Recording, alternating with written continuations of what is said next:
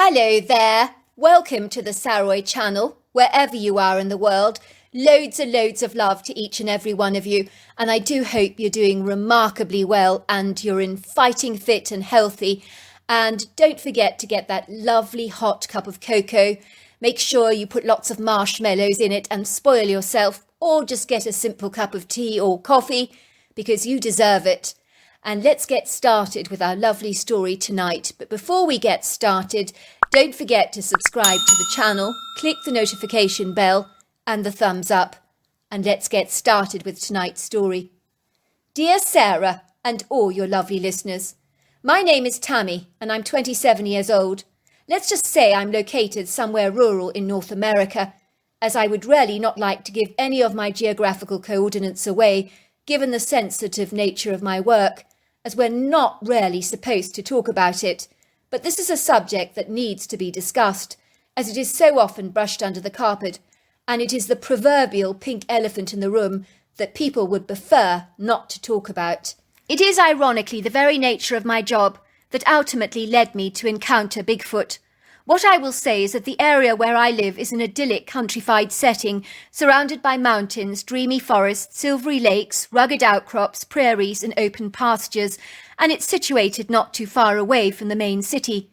Growing up, I was privileged to have an incredibly blessed childhood, and from a very early age, my greatest desire in life was to help people. This was made manifest for me when I was waiting in line at a veterinary surgery many years ago to give my new puppy his annual vaccinations, and a woman was there who had to put her cat down as it was suffering from a debilitating condition.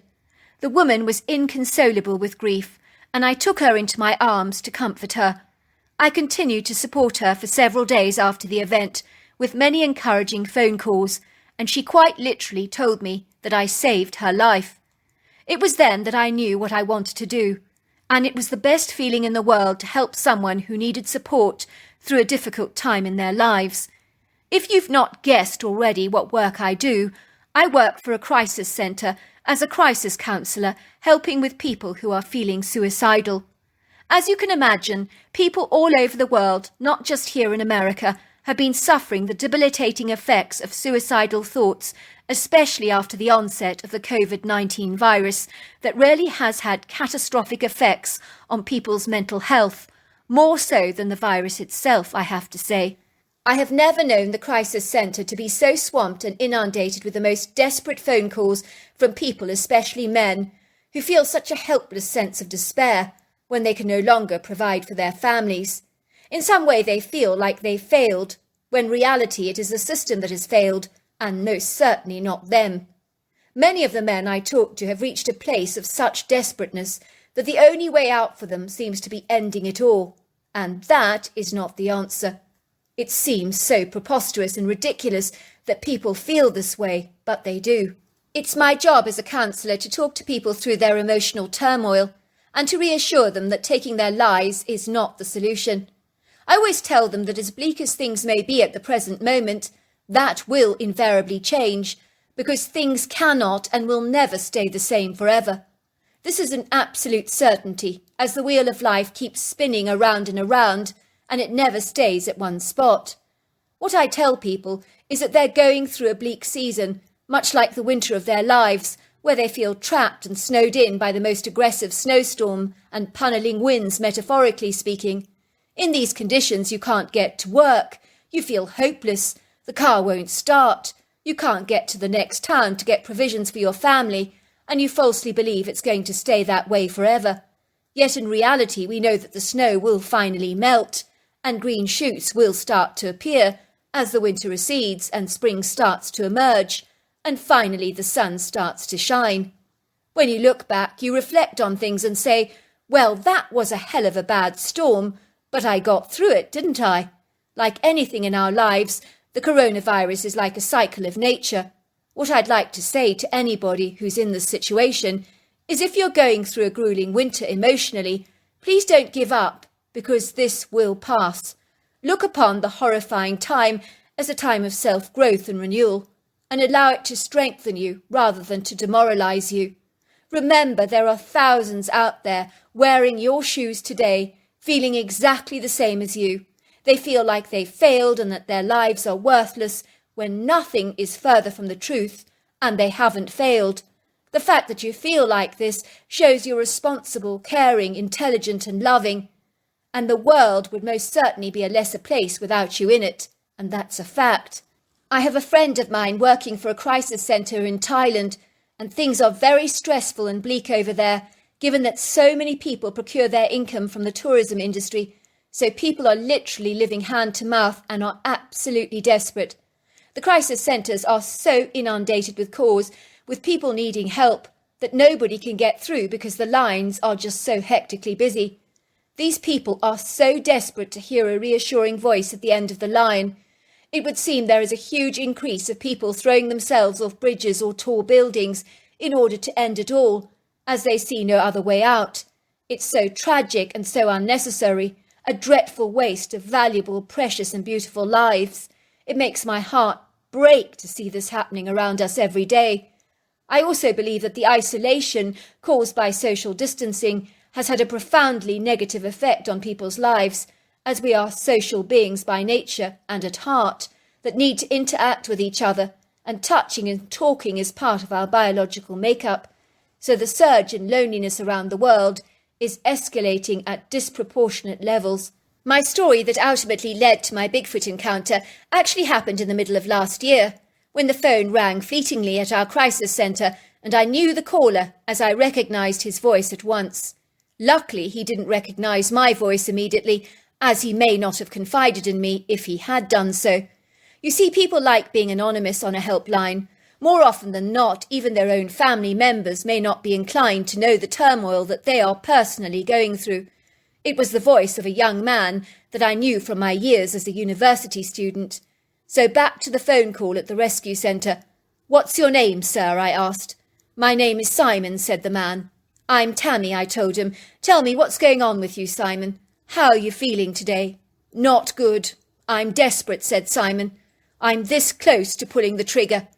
I have my rifle on my hands right now, and I'm tempted to blow my head right off and be done with it all.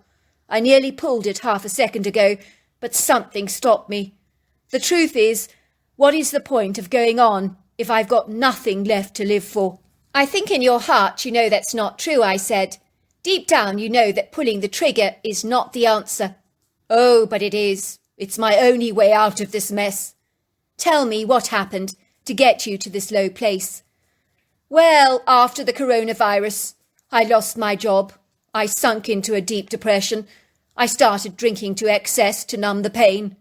And my wife stormed out on me with my kid, calling me a useless drunk, and she's filing for divorce. I've lost absolutely everything." "That's not true," I said. "It may seem like you've lost everything, but things can change, and they do. Are you just going to give up on your wife and leave your kid without his father? Are you not going to fight for what you love and for what's important to you?" "Well, what kind of a father am I? I can't even provide for my kid. I can't afford to pay the bills or to put food on the table. My wife had to pick up groceries from a food bank. Do you not realise how humiliating that is for me, to see my family in this place of such destitution? I feel ashamed, useless, pathetic. I feel like a complete loser." "Simon, have you forgotten how many thousands of people are wearing your shoes today? How many people out there have lost their jobs? Your job doesn't define you. Your worth isn't measured by how much money you make. Every single American out there is impacted by this virus in some way. We do what we need to do to survive, and if it means getting food from a food bank, then so be it. We're in this mess together. You're not alone. We all help each other. And believe me, there are hundreds of men who feel worthless because they're not working. Do you realise how ridiculous that sounds?" "I suppose you're right. I hadn't actually thought about it like that, I suppose. We are all in the same boat after all, but it's difficult not to take it personally." "Of course I'm right," I said. "And as you say, we're in the same boat. Yes, and some of us are on more turbulent seas than others, but we're still in this mess together, regardless." "Well, what should I do about my wife and kid then? What do you think I should do?"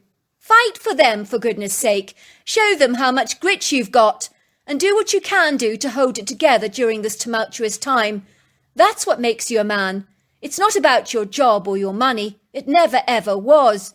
It's about being man enough to face what life has to throw at you. It's about swimming when you're drowning and staying afloat. It's about survival. If you make it through the dark times, you're a winner. But if you pull the trigger, you've already lost the fight. You've taken the easy way out. I've never thought about it like that, Tammy. Do you know, your voice sounds kind of familiar. I'm Tammy Whittaker. I remember you from university. You're Simon Barnes, is that right? That's right, I am. I think I remember you, Tammy. You're the one with the dark hair. You helped me so much. Well, it's a pleasure.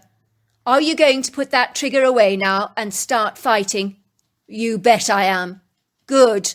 That's what I want to hear. Fast forward to about 3 weeks, and who would have imagined it even possible, but I bumped into Simon Barnes at Walmart, and before long we got talking, and he informed me that despite his very best efforts, his wife was insisting upon a divorce and had already signed the papers, but he was still able to visit his son, and irrespective of all the losses in his life, he was not going to give up without a fight. He told me he was feeling a whole lot better about life, and said one of his best friends was allowing him to move into his parents' cabin on their large hunting estate in the countryside. It's so beautiful there, he told me. I've been taking regular walks into nature, and it's helped me to find peace and tranquility. I'm beginning to feel more whole again. Good, I said, giving him my phone number. You can talk to me whenever you need a chat, day or night. I'm always at the end of a line. Remember that. I never want you to get to that dark place again. Do you understand? Righty-o, said Simon. Simon and I talked to each other every single day. At first I was just a friend, giving him advice and encouraging him. But we began to get to know each other gradually, and then we connected on a deeper level. And in December of 2021, I moved into his cabin, and we officially became a couple, as we had both fallen in love. This was not something that I'd ever anticipated, but I suppose stranger things have happened. The rustic wooden cabin that Simon rented from his friend's father on the hunting estate was utterly idyllic. It looked as quaint and magical as something you would expect to see in a fairy tale. Although small, it was lavishly decorated with comfortable furnishings, a superb stone fireplace, and a rarely swanky state-of-the-art kitchen, and a small but cosy bedroom. It possessed floor-to-ceiling windows that opened out onto a large, superbly furnished wooden deck that overlooked exquisite, ravishing views onto a large, silvery lake, where you could observe the silhouettes of the trees and mountains on its gleaming, shimmery surface during the summer months. The left side of the cabin was flanked by forest that rose up into the mountainous valley, and on the right side of the cabin was an open prairie that in spring I gather is full of pretty flowers. And amidst the prairie is a gravel road which leads up to the main hunting estate, which is a resplendent, opulent, stylish ranch-style home with an extensive premises that offers accommodation for all the guests during hunting season. When I moved in with Simon to the quaint little cabin, it was during the winter months, so everything was swathed in snow at this idyllic retreat, and it looked like a winter wonderland where the icicles of snow draped the trees in fragile white crystals, and the undulating hills and the prairie were just carpeted in white, and it was so stunningly beautiful. It was lovely and cosy sitting by the open fire every day and going out for a brisk, invigorating walk. One day I encouraged Simon that we should take a walk in the more rocky area that trailed through the woods, which of course is more of a challenge physically. But who doesn't enjoy a challenge from time to time? It must have been about an hour into our walk when we reached a high rocky elevation, and for some reason the light of the day seemed to bounce or dance off a Pacific rocky area like a bright reflective prism. And upon investigating the spot in question, I discerned that there was a 5-foot wide opening in the rock. We both climbed cautiously into the opening, which tunnelled through the mountain in the form of a long passage, but what was incredible was that the passage was completely carpeted with animal pelts, which led from the entrance of the cave right the way through the mountain.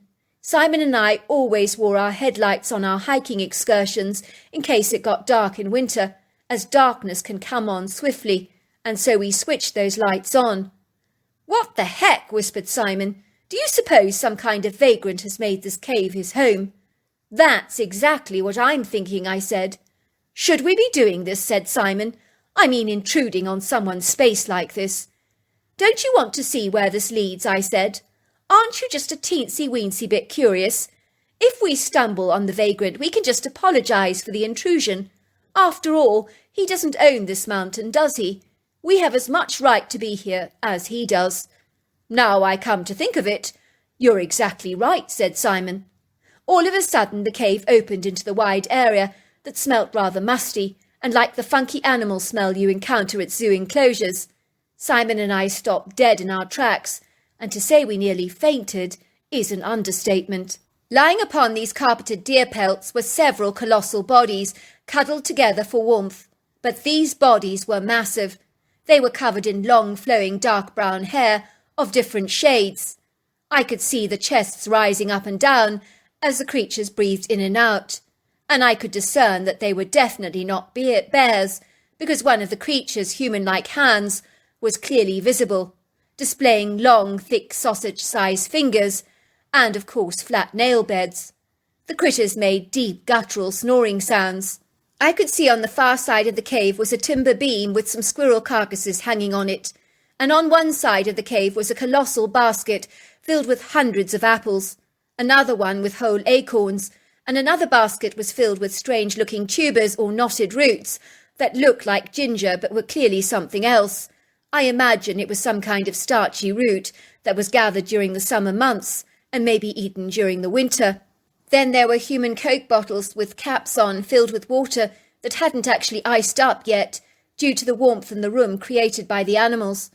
The strangest thing of all that I discerned was that there was a basket filled with all kinds of pretty stones, and one large stone looked remarkably like an amethyst. On the walls of the cave were animal pelts that were hanging literally everywhere, like curtains as some kind of insulation, which really made the cave amazingly warm, cosy and snug. There were also bunches of mixed dried leaves hanging upside down, and my guess is they were used for medicinal purposes, possibly for stomach bugs or headaches. Who knows? I'm only surmising. Simon and I just looked at each other. We were too terrified to move in case we woke these animals up, because whatever they were, they had to be dangerous based on their massive size.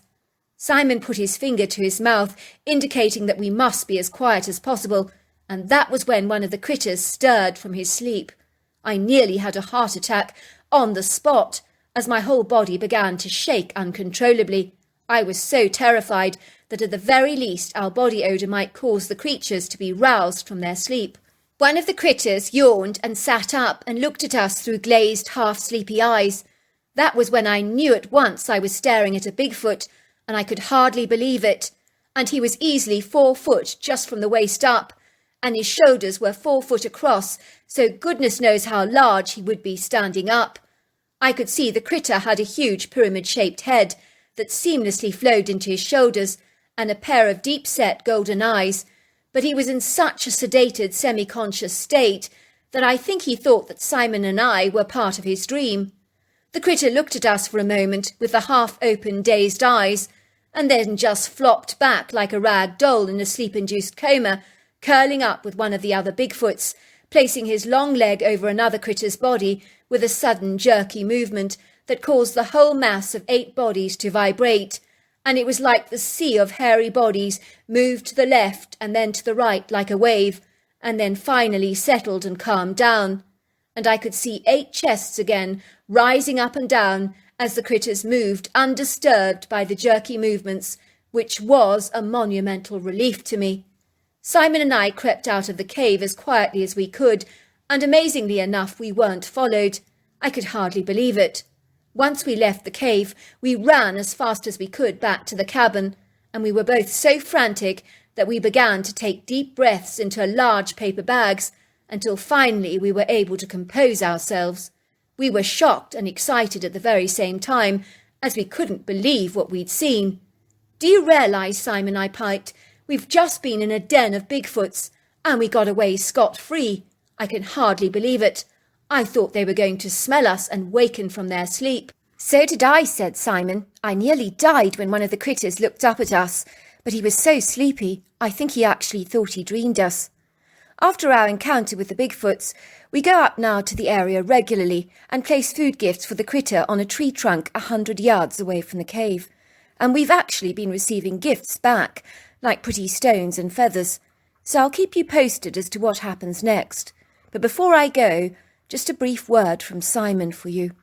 Hi there, I know that there must be some people out there that were as desperate as I was and feeling as though their lives have lost their meaning. I came so close to pulling that trigger, but Tammy brought me back to reality. I'm so glad to be here today and grateful that I didn't pull that trigger. I so easily could have done so. Things will get better, believe me they do.